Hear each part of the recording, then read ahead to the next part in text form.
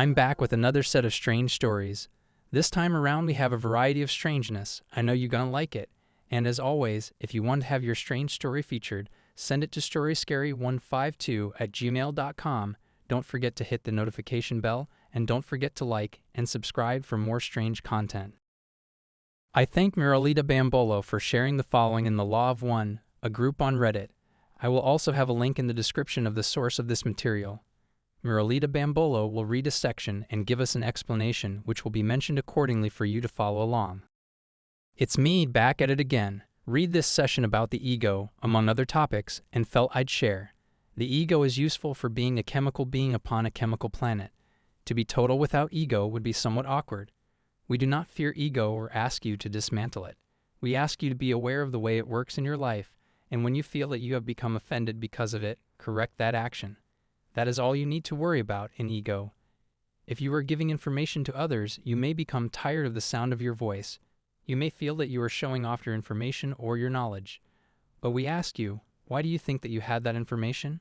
Be humble in your heart and know that you are nothing without the Creator but clay and dust. But know also that you are a perfectly created being. Do not be proud of the dust, but be unafraid to share the joy of being a child of God. Explanation. This is an interesting one. Ego is unavoidable. It's all about being aware of it and correct accordingly. Just as in meditation, it's expected that some actions and reactions will be ego-driven.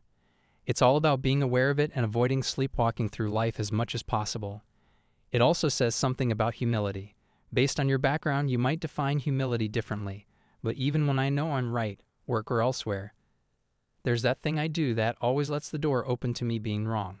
Super useful to be open-minded, although in the corporate world, it's interpreted most of the time as weakness. You might relate. We ask you in all sincerity to have confidence and not to worry about your ego, but simply to analyze your actions in each case. And when you have determined whether your ego or your love was working, adjust your behavior accordingly. For you are not in a situation where others will understand you, and it would do you no good to speak to others. Thus, you must be your own disciplinarian. You are always able to speak at any time on the physical plane with those others of your group with whom you came. If there is a question that you cannot penetrate, we urge you to speak to the one known as Dawn or any of the others in your group, and we assure you that we will send you our thoughts if you ask us. But most of all, you must have the confidence to realize that you know the score, and that you are too much a student of life to allow something that has been a rather beautiful and loving existence up to this point to become marred by excessive egoism. Comment. This is what meant to the ones doing the channeling. Thus, you must be your own disciplinarian. I take this one as true for all. We are aware that you have been egotistic in the past. So has everyone that is incarnate in a chemical universe. Ego is a defense mechanism. It is a separator. Without ego, you would become the proverbial doormat. Comment. Interesting. In one of my previous posts, Heitan shared something about not being afraid to appear weak if a decision is made out of love.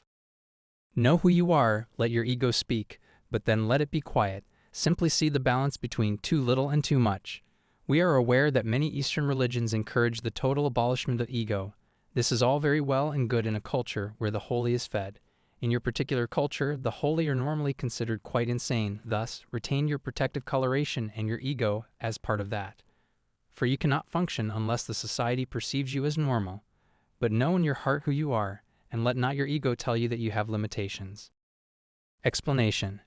This is key. Over and above all, I really love the recognition of the current environment we are in, which I've felt has been missing a lot in previous sessions I've read so far. Follow and apply the law of one in your life, but you're still human on Earth. In a country with its cultures and habits, do's and don'ts.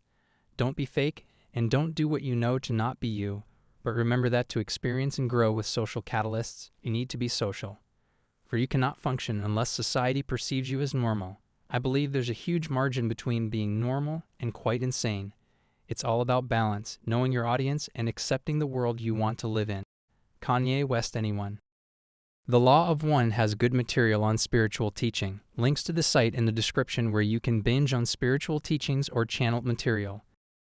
Next, we have a different topic never featured on this channel. Shadow beings are described as black fog or orbs, sometimes taking a human form. Something in the corner of your eye, you can spot them darting away. An OXGenicide explains the strange story, and we all have encountered these beings at least once in our life. A black mass out the corner of your eye. This is unique though, I'll explain. So I've heard many people say they've seen shadow people or black shadow balls that dart past out the corner of their eyes before. I've experienced it myself at least once before, and I recall it in detail. What's different about what just happened is that me and my girlfriend, I both saw it out of the corner of our eyes at the exact same time. We were sitting in different areas of the same room. Nothing cast a shadow like a TV. The TV was fixed to a screen that did not change. I saw it, a black ball of mass about the size of a tennis ball, and was going to put it out of my mind like I was seeing things.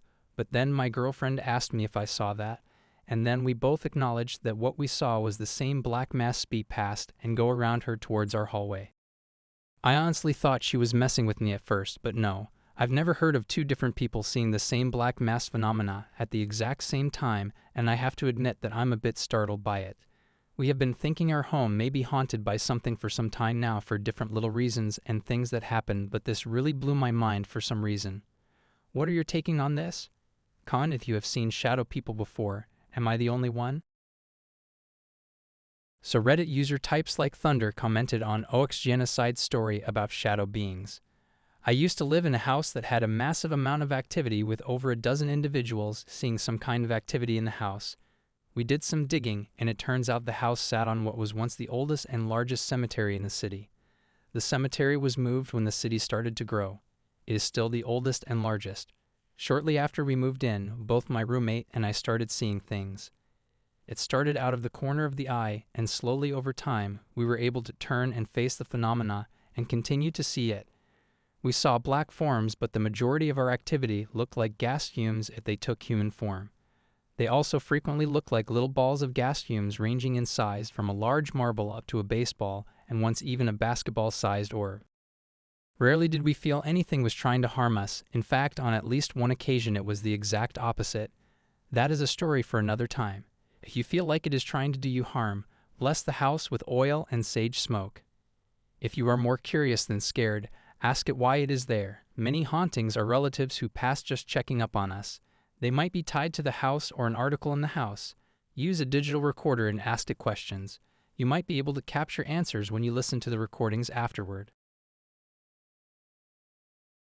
Another shadow being story by Reddit user MangoInAsuit. I don't know what to do anymore.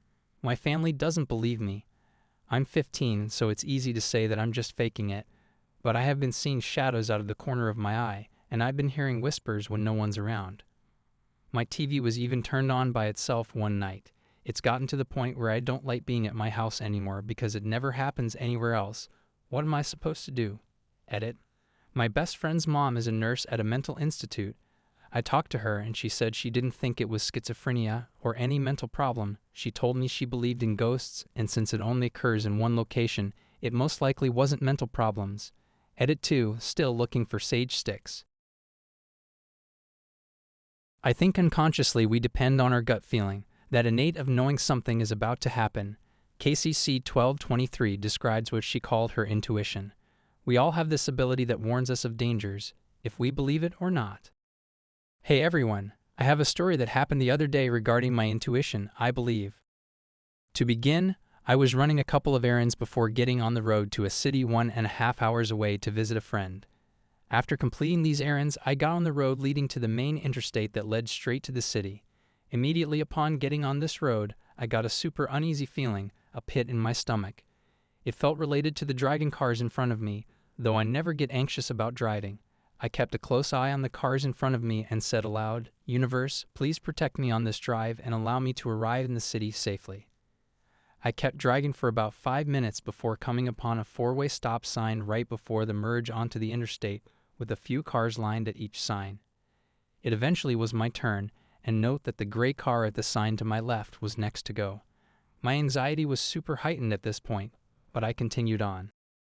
I started going and noticed the white car at the sign to my right moving forward a couple of inches. I didn't quite think anything of it, but I looked at my rearview mirror as I passed, and as I was 3/4 of the way through the intersection, and as the gray car to the left was going, the white car veered forward and slammed head-on to the gray car, totaling both vehicles. This happened very close behind me, I'd have to say between 10 and 15 feet. I saw everything in my rearview mirror and merged onto the interstate with my mouth open in surprise for at least 30 seconds. Let's just say the rest of my drive wasn't very calm. I can't help but assume that my intuition is what was telling me something would happen. I've never had an experience like this where I anticipated an event. What could this mean? TLDR, I got random driving anxiety right before a pretty bad car crash. I believe it was my intuition. I believe I predicted a car crash unknowingly. Was this my intuition or psychic ability? Here's another strange story by the same user. To start, I'm 21 female, and I've had a couple of not super scary, more so interesting experiences in the past few years that have always left me puzzled and questioning if it's anything of psychic nature. I'll start with one from college. I was in my dorm, on my way up to the 8th floor to my friend's room, so I was walking through the hall to the elevators. I wasn't paying attention, just busy walking and texting my friend when I heard someone say my name clear as day. I looked up and saw a girl I had hung out with a few times and her two friends. I said hi and started chatting with them while waiting for the elevator. I asked the girl at first something along the lines of, "Did you say my name just now?" Not really sure or don't remember why I asked, and I was fully expecting a yes, but I got a puzzled look and a no. That left me very confused. At the time I was in a rough place, but also in the midst of a spiritual awakening that had started 7 months prior, so I was convinced for a while that it had to do with psychic abilities. Another time in college in the dorm room, it was 2 a.m., and my roommate and I were up talking about ghosts and the paranormal. Now my roommate had plenty of experience with ghosts and was a medium herself, as she told me. I don't doubt it one bit. She was identifying the spirits in the room at that moment, one in the corner with a creepy smile and one at the foot of my bed. She said it was a little girl, and I immediately asked if she was blonde and wearing pigtails with a specific type of hair tie, the pink two-beaded ones a ton of kids had in the early 2000s. She confirmed that I was correct. That was one of the first and only time information like that popped into my head. Last couple of stories, and I'll try to make them short, happened right before college, and like the other ones during my freshman year. The one before happened at the gym. I was in the steam room at the very beginning of my spiritual awakening. I was alone and spinning around, as it feels good with the steam, and all of a sudden my hand touched something warm and fleshy in the corner of the steam room. I immediately stopped and stared in fright, when the loud steam all of a sudden started going and I ran out. Don't know how to explain that one. Okay, last story. It was a crisp, kinda snowy January night in a small college forest town, and I was on my university's campus at my dorm. So across from my dorm is a big cemetery, and my friends and I would pretty often go there for walks and to smoke. I know, I'm sorry, most of the time it was a peaceful vibe in there. This night we decided just to go for a walk, and immediately upon entering the cemetery, I felt a big knot in my stomach and a feeling of unease. I didn't say anything and kept walking. A few minutes later, my friend asks if we feel weird at all, and my other friend and I immediately agree. We keep walking though, and for God knows why, after a couple more minutes I see this hunchback older-looking person walk a step and a half across the road ahead before disappearing. I told them we should go and they agreed, so we left. I to this day have no clue if I really saw what I saw. It was so quick, and I can't process things very fast, so it took me a bit to do so. I know those last two stories were more paranormal than psychic, so disregard them if you don't want to address them. I don't mind. But does anyone have opinions on this? Could I be a psychic or a medium? I'll take any advice and comments. Time glitches are becoming a common glitch. NepyNeps explained to us what happened, and if you are interested in more time glitches, here are more. I am 100% certain a global time reverse took place around May. I think it was like 9th to around 14th of May, around there. Might it not even just be global, but regional? I vividly remember it because I came home at around 8 p.m. I never drink or do drugs. Afterward, I played games for around 3 hours. It said 11 p.m. on the PC as I left. I also ate in the middle of the play session. The clock on the PC was showing the actual time. So I brushed my teeth, went to bed, and stared at the wall a little bit until I checked my phone and it said 9 p.m. I would never go to bed this early, and I was also completely exhausted from playing games for this long. I still also felt completely full, despite the fact I ate at 9 p.m. And it's 9 p.m. again? I noticed the time was the same on all clocks around the house. I asked my friends about this, and they said they also felt like something changed. Most of my friends said they felt like they slept way longer than the clock said they did. This isn't even creepy or anything, but just makes me believe that the world as we perceive it is way more complicated than we think. I don't think we can even explain this with science and stuff. Has anyone else experienced this and still vividly remembers it around then? Did someone else experience a time reverse this year in May? The following story by Indescenteen on Reddit, and he explains. So I live in an apartment complex, and I was walking back from picking up my package at the front office. As I was walking back, about 15 to 20 yards away from me was a small white puppy, looked kind of like a bull terrier, and a little boy chasing after it. I started walking faster towards them because I was worried that the little boy was lost or something along those lines. Anyways, as I'm walking, the puppy runs around a corner to where I can no longer see it, and the kid chases after it. I then hear a dog crying and whimpering, so I start running, worried that the dog and maybe even the child got hit by a car or injured in some way. As I turn the corner, though, is a full-grown man and an adult-grown white dog. I was shocked, like WTF happened? I looked around too, and there was no little boy or little white puppy around, just a full-grown man and a full-grown white dog. And no, they didn't just look smaller because it was from a distance. I wasn't that far at all, and it was a literal toddler child and a tiny puppy. It wasn't just a visual thing. I don't know what happened, but I'm still tripping about it. I feel like I should add in, I live in an on-campus college complex meant for freshmen. No children, no full-grown men, that I know of, and the only way to have a dog is by filling out an emotional support animal form, but only one dog or pet is allowed. End of the story. Some commenters believed this user, others posted the same type of story, and others say it was a coincidence, and that it is a different dog and man. Then what happened to the small boy and his puppy? What do you think it can be? The thetruodge explains a glitching event on Reddit. This morning at sunrise, I watched a duck land on the roof of the apartment complex across the street. It's unusual to see ducks in my neighborhood, but they do live in the area. The duck walked the roof perimeter and then flew down to the ground and stopped beneath the apartment sign across the stair from my house. I was journaling at my desk in an unlit room with one of my cats on the desk. We were both watching the duck. I looked down to scribble a picture of the duck under the sign. In just seconds, I looked back up and the duck was a black neighborhood cat that often sleeps in my yard. The cat has always freaked me out a little since it sleeps under my backyard deck and startles me at times. I looked everywhere for the duck, and the cat just stood in the exact same spot cleaning itself. The following story will sound so mundane to even mention it. What does a lighter have to do with the glitch in the Matrix? Here we have Flying Brownies explaining the event. This happened a few weeks ago, just wasn't sure how valid it was as a glitch, but I'm truly still unsure of what happened. While back, a friend gave me a bit lighter with a pickle image on the wrapping. It's green of course and says pickle underneath the image as well. My partner is doing the laundry sometime after I received this lighter, probably a couple of weeks. At one point he comes up to me saying, I'd left 2 lighters and chapstick in my clothes that had of course fallen out into the washer. He hands me these items, 2 pickle lighters and a now empty chapstick. I ask him where the second lighter came from because I'd only had the one given to me by a friend. I asked him if it was in the washer beforehand, and he said that it wasn't. For reference, we live in an apartment building that has 2 washers and 2 dryers we share with 11 other units. He's somewhat adamant about checking the machines before and after washes and dries to assure we aren't mixing stuff with other people or washing something weird with ours, like random objects. So now I have 2 of the same lighter. There were no differences I could see. I can't tell which is mine and which appeared, and they're both still functional. I know pickles are a common thing people enjoy, so either someone had the exact same lighter, had it left in the washer, and my partner didn't notice, or someone threw it in there while the load was going. That one doesn't make much sense. The first is more likely. Maybe someone just did one load and overlooked the lighter.